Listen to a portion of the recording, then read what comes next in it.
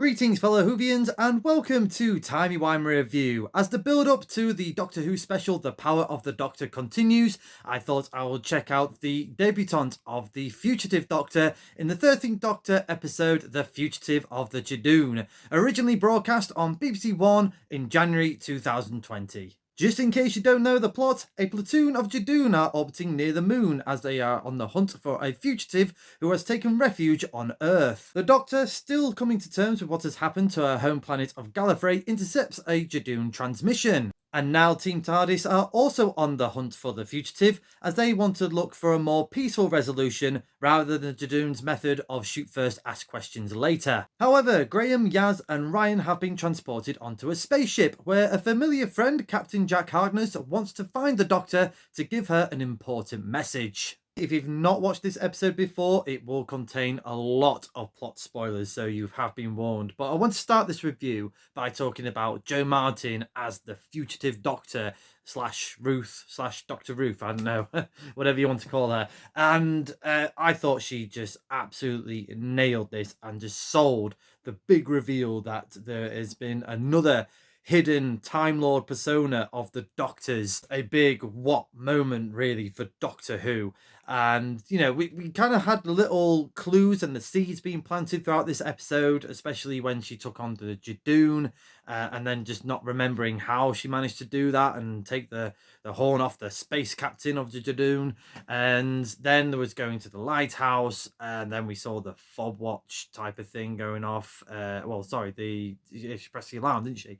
And then the big reveal with the 13th Doctor finding the TARDIS as well. So, you know, it's kind of like a double surprise. Oh my God, it's another Time Lord. Oh my God, it's the same Time Lord. And yeah, story wise, I thought that was a really good hook. And like I said, Jo Martin really sold that brilliantly. And I like that we had a bit more with this Doctor as well in this episode, because, you know, it would have been very easy to have done that as the big cliffhanger, and it would have been a fantastic cliffhanger. But at least we got, you know, a good few scenes between the 13th Doctor and the Fugitive Doctor, as well as sort of resolving this episode as her being the fugitive. We'll have to give Chris Chibnall credit here, because this could have easily have, you know, faltered. It's a very bold move to introduce a new Doctor, a new incarnation of the Doctor, while she's still trying to establish the 13th Doctor as well at the same time. And I think that's really hard, you know, especially for probably for Jodie to sort of come to terms with that. You know, this is like year 2 of being the 13th Doctor. You know, she has got to have been really comfortable and confident in the role, and I would say to a certain extent that she was.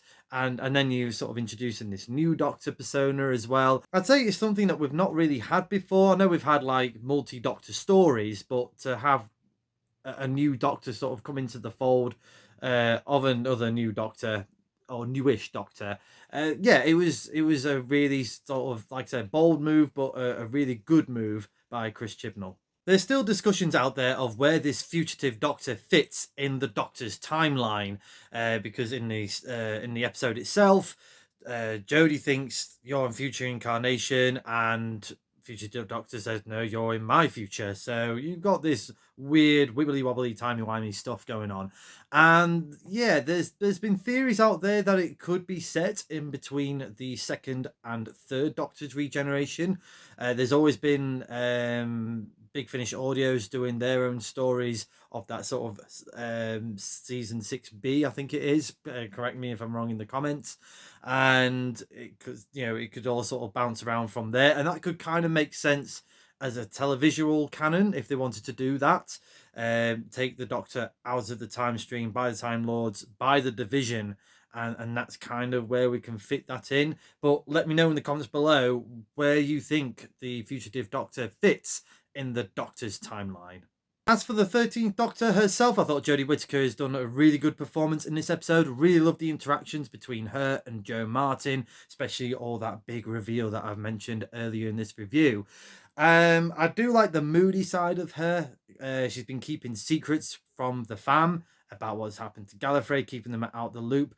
And I wish that was explored a bit more, because between Spyfall and the Fugitive of the Judoon, there was a little bit of it from the Doctor being a bit moody and a bit snappy with Yaz in Orphan 55, and then there was a gap, and then there was nothing, and then we kind of jumped to this episode, and they're all sat watching the Doctor mess around the TARDIS console and sort of like talking to herself and basically keeping them out, giving a distance.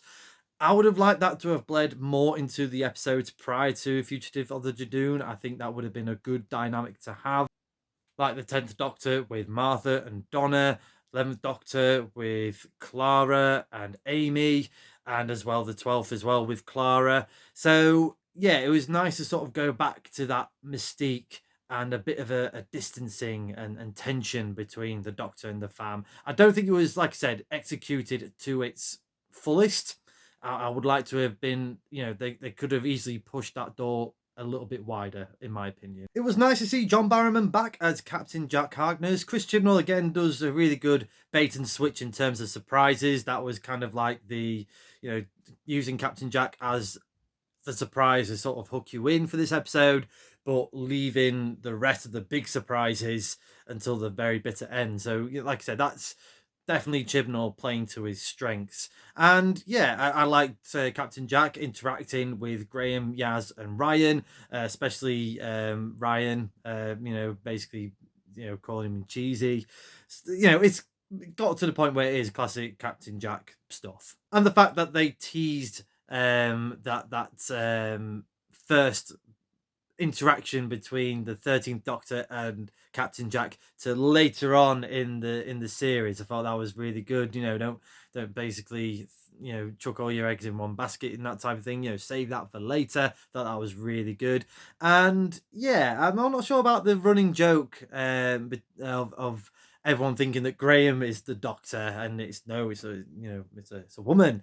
Again, it's something that they just didn't really use to their fullest. And again, really, when they explored the first female version of the Doctor, again, that could have been explored a lot more in the previous series, and they didn't for right or wrong reasons. But again, would you think that Graham or Bradley Walsh would have made a good Doctor? I know he's a really good actor, and to be honest, I do feel he was a little bit wasted in his tenure as Graham. But yeah, let me know in the comments below. Would you have liked to have seen Bradley Walsh as the Doctor? And I'm also going to give props to the return of the Judoon. I really like these creatures, these aliens. I know there's quite a few out there that don't, find it a bit too kiddish, a bit like the Slovene. But I think the animatronics and the full outfits, I thought they looked really good. And especially with season 11 onwards being a lot more, I would say, polished product for Doctor Who. It's definitely the most beautiful looking that we have seen in any era of Doctor Who. I thought that the Judoon fit well in this story. It's a bit of a rinse and repeat of when we first saw the Judoon in Smith and Jones, but it works well. It's one of those aliens that I think works not only in Doctor Who but also subsequent spin-offs such as the Sarah Jane Adventures. I'm going to give Fugitive of the Judoon a Tardis rating of 7 out of 10. It's just a fun, entertaining episode, which really plays to Chris Chibnall's strengths of that bait and switch of the, who the fugitive is, which we've seen before in previous episodes that he's written. Obviously, let's bring back the aliens. I think he learnt his lessons from series 11. Bring back some more classic aliens. Obviously, bringing back Captain Jack Harkness, but then also springboarding the series into a very sharp left turn. It was something that was definitely we didn't see coming. I thought it was a really good, refreshing, nice surprise to have a new Doctor persona. I do hope we get to either wrap this up in The Power of the Doctor, or if anything, maybe spill it on to the new era for Russell T Davies to have a go at with the Fugitive Doctor. I don't think could we see it being wrapped up in this special? Maybe. Do I want that to really happen, knowing that there is a lot to carry on with The Power of the Doctor? Probably not. I know Joe Martin is going to be, or at least the Fugitive Doctor is going to be being given to Big Finish to play with, as well as the Doctor Who comics, I believe. But I would like to see her back at a future point, especially with like Shooter Gatwa, especially, in the new era of Doctor Who under Russell T Davies. I would love to see Joe Martin back, but hopefully we do get either some sort of resolution or at least more moments with the Fugitive Doctor. Let me know in the comments below your thoughts to Fugitive of the Judoon. Where would you rank this episode amongst the other episodes in the 13th Doctor era? And what did you think of all the big reveals when you first watched this episode? Next time on Timey Wimey Review, it will be my spoiler talk / review of The Power of the Doctor Who Centenary Special. It's only 2 days away at the time of recording this review. I can't wait. I'm really looking forward to this. It's either going to be absolutely spectacular or a beautiful mess. I'm not sure where it's going to go, but again, I'm excited. Also sad to see Jodie go. I think she has been a great ambassador for Doctor Who. I've really enjoyed reviewing some of the key episodes from the 13th Doctor era, so do check them out on the Timey Wimey Review YouTube channel. I'm a bit sad that I didn't have time to review the first episode, The Woman Who Fell to Earth, but I will save that at a future review at some point in time. But until then, thank you very much for watching. I hope you've enjoyed this review. Please like the video, share the video, subscribe to the channel, hit the cloister bell for more notifications. Come say hello and follow me on Twitter at ReviewTimey. And again, do check out my other videos from the Timey Wimey Review YouTube channel. And as the good doctor once said, let me take it from the top. Hello, I'm the Doctor.